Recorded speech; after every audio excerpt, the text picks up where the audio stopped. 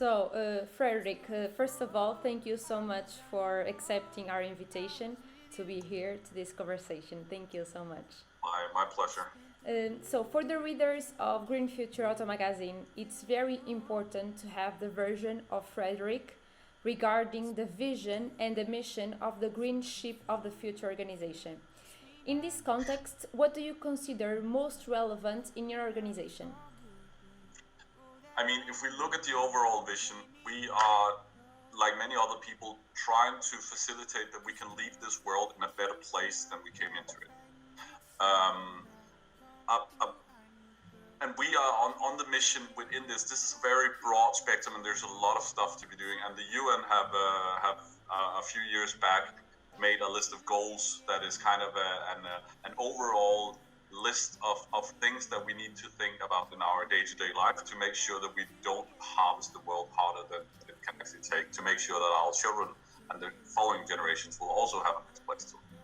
Within that overall spectrum, we are on the mission to try to help to facilitate this transition towards what's more sustainable for the maritime community, and more especially shipping. As we just talked about, some of these changes that we have to go through are so large and are well beyond the scope of what a single company can do. Even the largest companies in the world can simply not do this alone, because it requires so many steps in the value chain.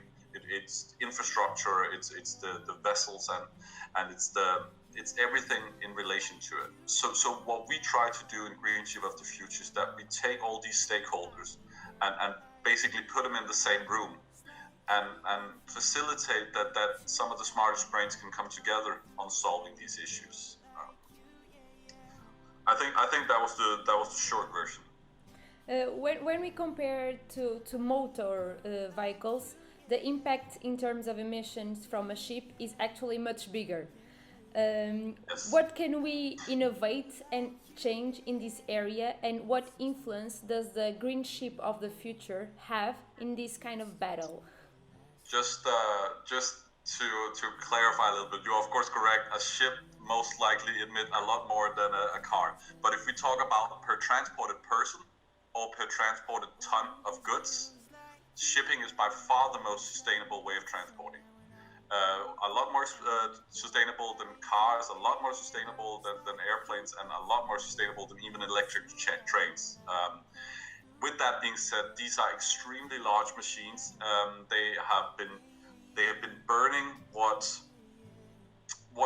really is left over from when we have refined the gasoline for the cars, the diesel for the cars, and all the other. We have some what we call crude oil left, and that's basically what we throw in these engines. So it's the dirtiest of the dirtiest that we've been burning. With that being said, a lot of stuff has happened. We are on a transition towards a new energy vector or new means of propulsion, like we also seen in the automotive industry, where a lot of research has gone into hydrogen and batteries as energy carriers, as a way of utilizing this energy, going away from the fossil fuels. The main focus of us right now in terms of innovation is decarbonization, and the main driver of carbon emission in shipping is the propulsion. So that is the energy vectors and the way that we basically drive the ships. So like the same, we're seeing a transition in the automotive industry towards batteries. We are seeing the same transition in the shipping community, but we have not solved the issues to the same extent. We're not as far in solving the issue as we are with automotives. In the car industry, batteries have reached a point where the power to weight ratio makes a lot of sense. So now, if I go out and buy a new Tesla, I can drive a little less than I can in a regular diesel or gasoline car, but I'm getting very close to the amount I can transport. Batteries are simply too heavy compared to what they can carry of power to use in most maritime cases. In some short ferries and small boats, it makes sense, but there are all the ocean-going vessels, all the big tankers, all the big container vessels, all the big passenger and cruise ships. We simply cannot rely on batteries, so we still have that unknown.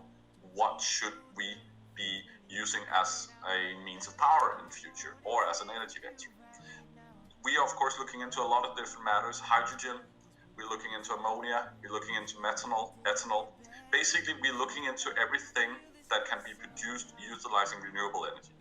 So taking wind energy, taking solar energy, and then storing it in some way for us to use when we need it. Exact same problems as with the car industry, just in a lot bigger scale and with some more, with a more complex issues, because where a car can be charged every 600 miles or every 400 miles, some of these vessels stay out for weeks and they burn a lot of energy. So we need to figure out how we can efficiently store this energy in the most cost-effective way, because we can already store it, but we cannot store it in a financially sustainable way. So that is, again, that turned out to be a little longer answer than I wanted it to be, but that is the main way where I think we can help and where we as an industry need to innovate. Like in our house, so I wrote this song for you. Now everybody knows that it's just you and me, it's you. When we talk about the pollution caused by maritime transport, we also have to include the seaports that should certainly to be subject to emission reductions, replacing, whenever possible, fuel with greener energies, as you were talking about. Can you comment and indicate, in your opinion, whether cities, especially coastal ones, will not be impacted by these measures? I think the entire society, all cities will be impacted by this development. When you mention pollution right now, we have to define what pollution we're talking about. There are the GHG pollution, which are all the climate gases that are causing our climate to change. And then there are the pollution, which is what's considered air pollution. That is the SOx, the NOx, the particulate matter, all these things that we breathe in and that harms us or harms living organisms. Right now, a lot of debate among seaports or amongst cities close to the sea has been about the air pollution and the harm that it's causing to the people living close to the ocean and to the environment. I mean, I'm sure you have those issues in Portugal. You have beautiful sea, you have beautiful land, and you have a lot of cruise ships coming by. You also have a lot of heavy sea transportation. They are emitting a lot of poison gas, basically, that are harming the environment, that are killing animals, and that are killing people. So, of course, they will be affected, and they stand to benefit a lot from this change. When we talk about society in general, I mean, this is not just cars transforming or ships transforming. This is the entire society that we're trying to go turn away from utilizing these fossil energies or fuels, as you call them. We have in society been relying too much on oil, we have been relying too much on coal, and we're seeing this major transition into some of these renewable energy sources. And society is dealing with the same issues that we are in cars and that we are at sea. We need to store renewable energy, because it's great when the wind blows. It does it a lot here in Denmark, and the sun shines a lot in Portugal, so you can collect a lot of sun. But there are also times when the sun does not shine and the wind does not blow. So we don't have a constant flow of energy. Oil is constant. Coal is constant. We can just burn it. But wind and solar goes up and down. So we need somewhere to even out the peaks, to store the peak, and so we can use when we're at the bottom. So basically we have to store this energy in an efficient way. And looking as much into cars as you have probably been, you know that the battery is efficient for some, but we can simply not use battery on these massive amounts of scale that we have not at the current place in lithium-ion technology. But we can look into other matters. Another matter that has also been looked into by the car industry is hydrogen. We can take this renewable energy, whether it's from the sun, whether it's from hydro, whether it's from the wind, take it to electrolysis and store it. And then it can be kept and used once we need it. But this is expensive. So we need to figure out, how do we build all this infrastructure? How do we build all these changes? And how do we pay that extra price that it will cost? Because it will cost extra. So yes, society will definitely be affected by it. We all are. Since the changes will have to be, of course, global and being deep and time consuming, are we not in danger of being too slow, causing the impacts to only have reflections in several generations? Yes, definitely. And unfortunately, we're constantly getting new knowledge and feedback from all the clever people looking into this and actually looking at the numbers, looking at how it's affecting, looking at the temperature. And I mean, whereas we for many years thought that the Paris Agreement of 2.5 degrees was enough, and that we could actually stay within that, we have come to a general agreement among most people that we cannot take more than 1.5 degrees increase. Some projections say that we are on target to reach that within our lifetime, and actually in a relatively near future. Other projections say that we're nowhere close and it won't be in our lifetime, and there's no way we're gonna ever reach 1.5 degrees. What I can say is that we should just recognize how extremely important this is for our generation and for other generations to come.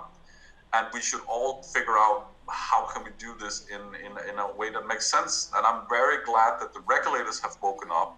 They are definitely moving in the right direction. And I also see some of the largest companies in the world doing a lot.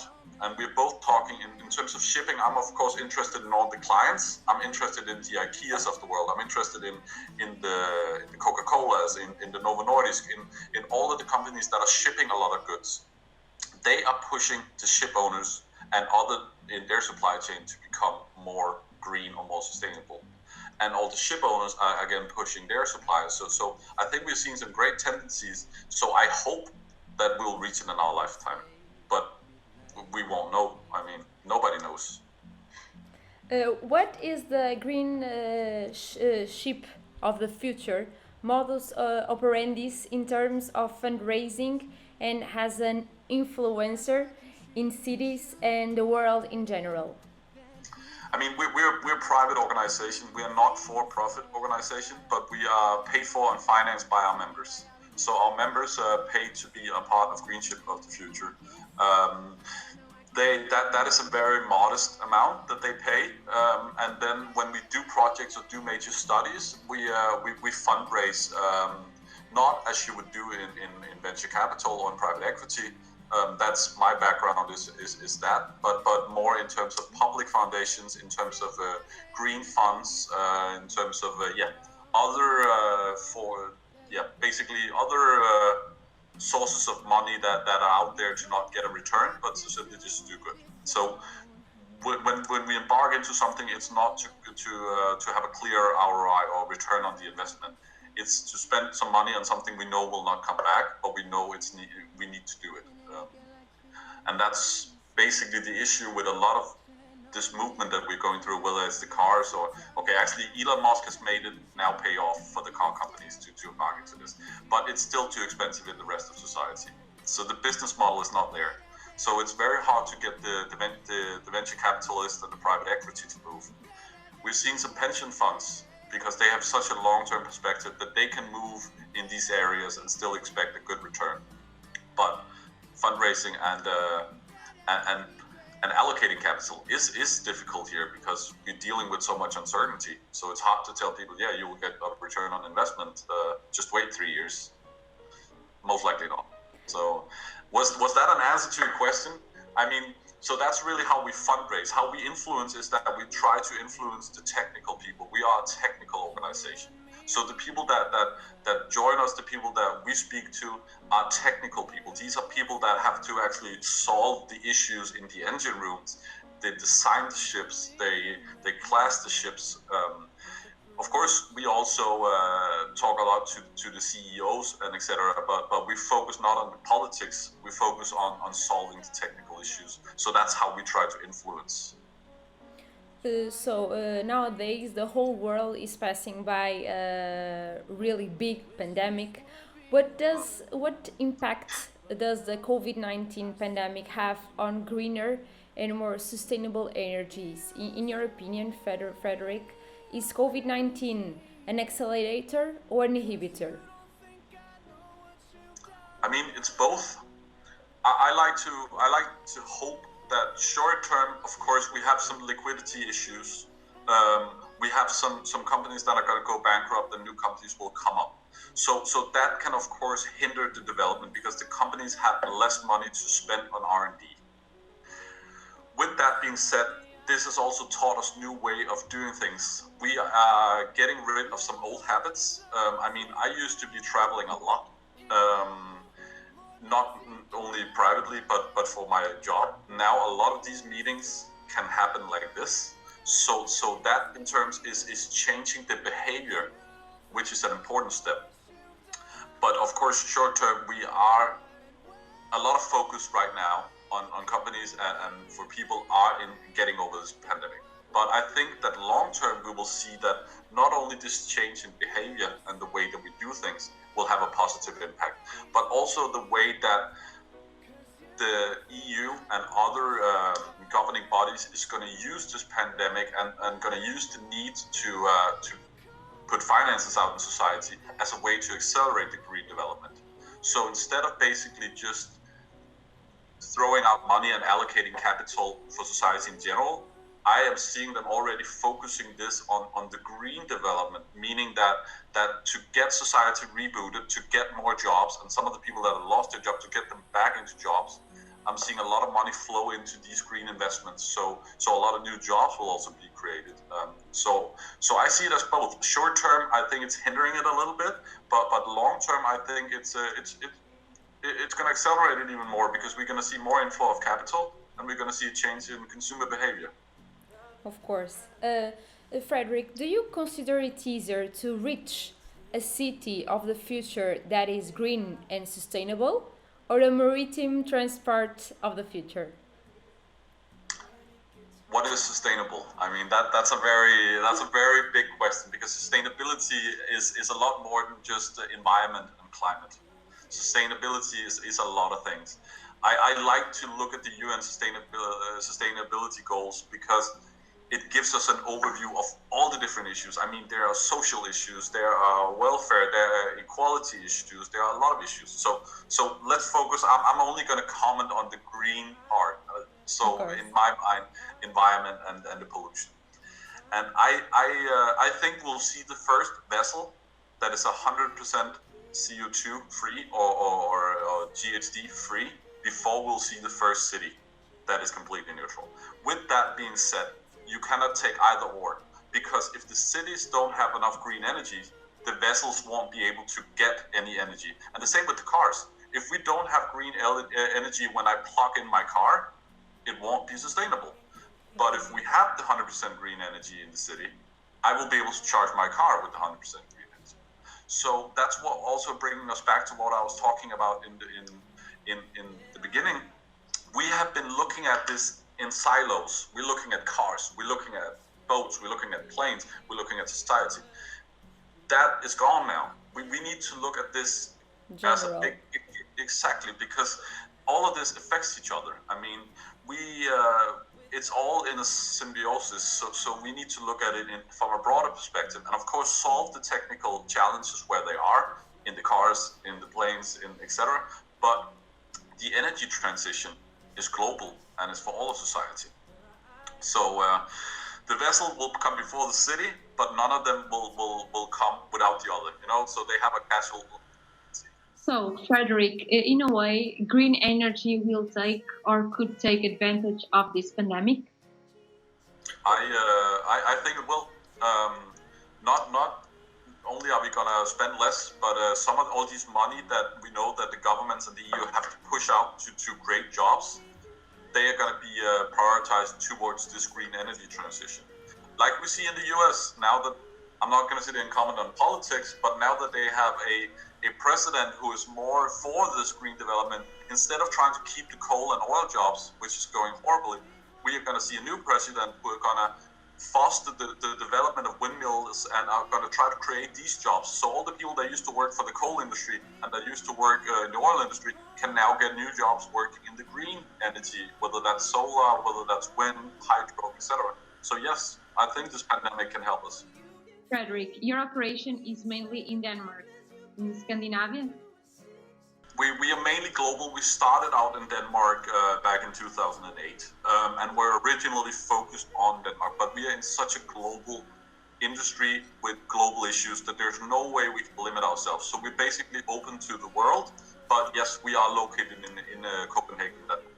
So the stakeholders you put together, They are world companies. Yes, I mean, some of the founding members are Maersk, that is, of course, the largest container shipper in the world. MAN Energy Solutions, a large German company owned by Volkswagen. It's they used to be called MAN Turbo and Diesel, still creating trucks as well. But their energy, they call MAN Energy Solutions now because they know it's not diesel and and turbo anymore. It's energy basically we talk. So they're a German company owned by Volkswagen. We have one of the large Alfa Laval, one of the very large industrial company operated out of Sweden, but also have departments in Denmark. We have Wärtsilä, the world's largest energy engine producer out of Finland. We have down Rina, a class society based out of Italy. We have Grupo IB, which is a technology company trying to with performance management that are based out of Italy as well. So yeah, we have members from around the world, but we are founded in the Nordics. And to be honest with you, for many years, it's also been here where the development has been going fastest. I mean, we were pretty early movers with the wind energy. We especially seeing Norway have been way ahead of the rest of the world with hydrogen, the energy development. So a lot has happened here in the Nordics for years. Now it seems as the rest of the world have been picking up pace and are going at it 100%. So that's great. But yes, we are global. Frederik, thank you so much for being here and for your time to clarify all the doubts and the questions. Thank you so much. I figured